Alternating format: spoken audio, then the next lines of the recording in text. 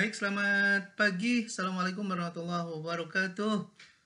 Salam bertemu kembali dengan saya, Ahmad Subagio, dosen mata kuliah pengampu mata kuliah manajemen strategi. Baik, saudara sekalian, pertemuan yang kelima kali ini adalah membahas tentang SWOT analysis, ya, strength, weakness, opportunity, threat analysis. Baik, saudara sekalian, mungkin ini bukan suatu yang aneh dan bukan suatu yang asing di telinga kita karena kita sering sekali mendengar kata-kata SWOT, ya.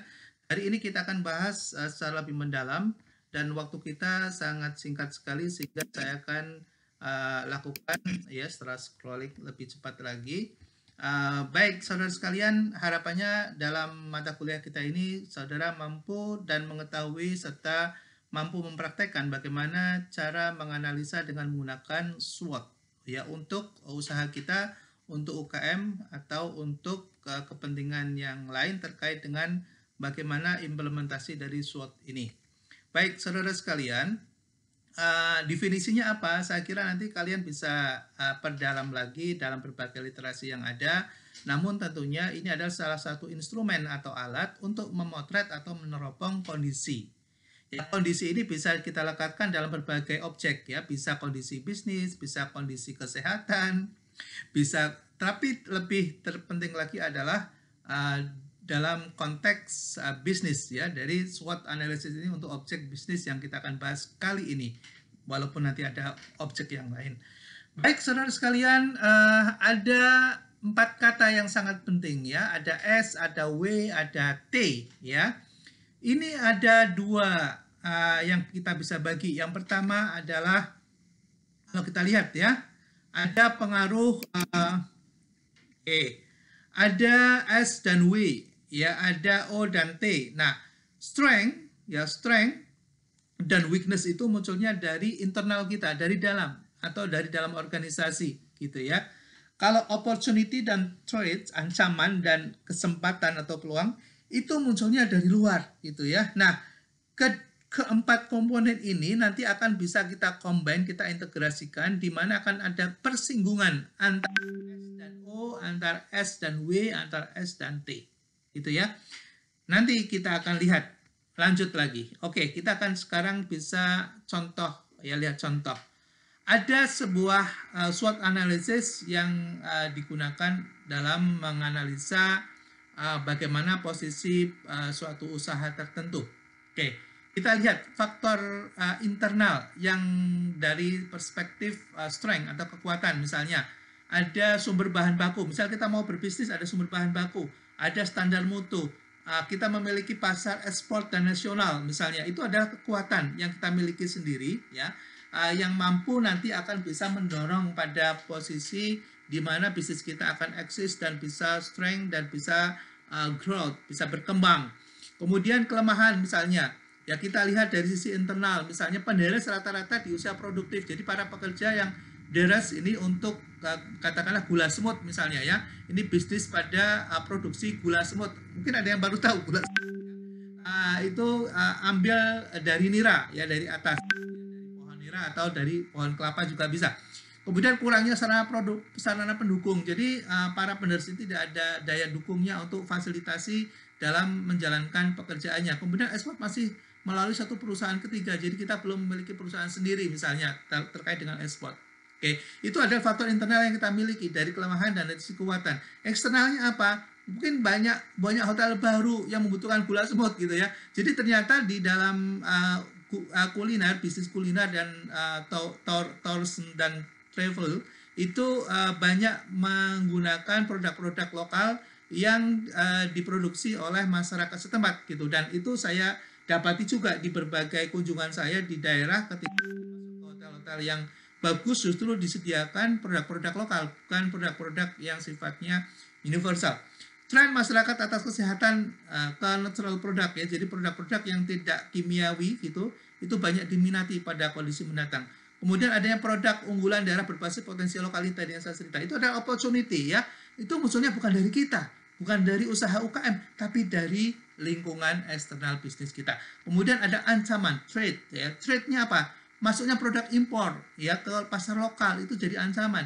banyaknya pemodal yang lebih kuat sehingga dia bisa produksi secara modern gitu ya, itu juga menjadi ancaman. Rendahnya minat angkatan muda, misalnya menjadi penderek gula semut atau ngambil sumber bahan bakunya yang harus naik ke atas pohon itu juga menjadi salah satu kendala, itu adalah ancaman. Oke, next. Itu adalah contoh dari bagaimana analisa SWOT digunakan untuk menganalisa suatu bisnis. Baik, kalian nanti pelajari ini kata demi kata, pertanyaan demi pertanyaan yang nanti akan membantu untuk bisa mengidentifikasi dari sisi internal dan dari sisi eksternal. Oke, next. Saya kira itu nanti bisa dipelajari. Kalian untuk bisa mengetahui dan memperdalam dari pengetahuan tentang SWOT ini, silahkan kalian analisa. Ya, kasih tugas, ya kita kasih tugas, silahkan dianalisa suatu bisnis atau entitas tertentu yang kalian kenal dengan baik, lihat kekuatannya, lihat kelemahannya, lihat kesempatannya, lihat ancaman yang ada, dan kemudian bikinlah dalam sebuah metrik. Ya, metriknya bagaimana? Metriknya nanti kalian bisa buat seperti contoh berikut ini. Ya, ini metriknya seperti ini. Kalian buat analisis faktor internal itu ya ke dalam metrik seperti ini. Misalnya analisis internalnya apa? Dari sisi keuangan. Keuangan itu apa? Ada modal, ada akses sumber dana, ada likuiditas, ada modal internal gitu ya. Pemasaran mungkin bisa dilihat dari aspek pemasarannya, ada lihat pesaingnya, pembelinya dan sebagainya gitu ya. Nah, kemudian produksinya bagaimana, SDM-nya bagaimana, manajemennya bagaimana. Itu bisa dilihat beberapa isu secara internal yang kalian bisa analisa gitu ya. Kemudian faktor eksternal, berarti ini dari luar ya, dari luar. Ya, dari sisi finance juga, ya dari sisi keseluruhannya kalian bisa gunakan sebagai salah satu inisiator untuk mendapatkan informasi dan data. Dan kemudian setelah itu masukkan ya ke dalam tabel, ya ke dalam tabel SWOT ya, masukkan. Nah, seperti ini kalau sudah diidentifikasi tadi, kemudian masukkan ya ke dalam matrix seperti ini. Kebagi menjadi dua ya, ada faktor eksternal yang ke bawah, opportunity and threat. Kemudian faktor internal yang ke horizontal, yang ke samping, ada strength, ada weakness ya. Kemudian setelah itu kalian tulis tadi temuan-temuan itu ke dalam sel-sel ini, ya ke dalam sel-sel ini kalian masukkan, oke? Baru kemudian setelah itu kalian temukan kalau ada opportunity, ada strength, maka akan ada strategi yang ada di sini, gitu ya.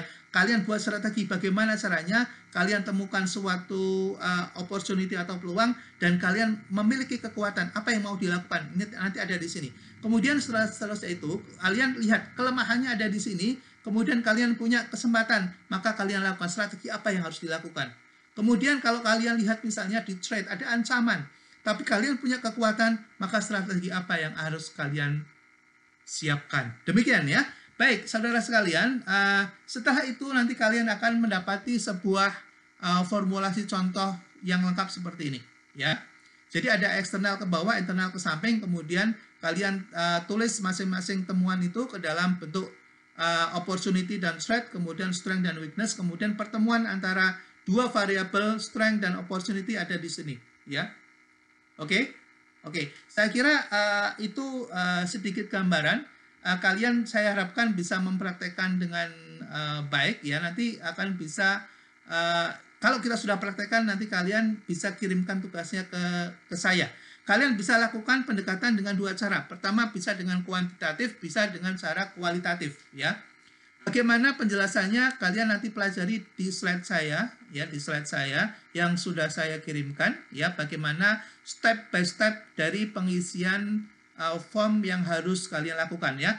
Nah, nanti kalian akan bisa mendapati sebuah analisis yang pada akhirnya akan muncul dalam bentuk matriks seperti ini ya.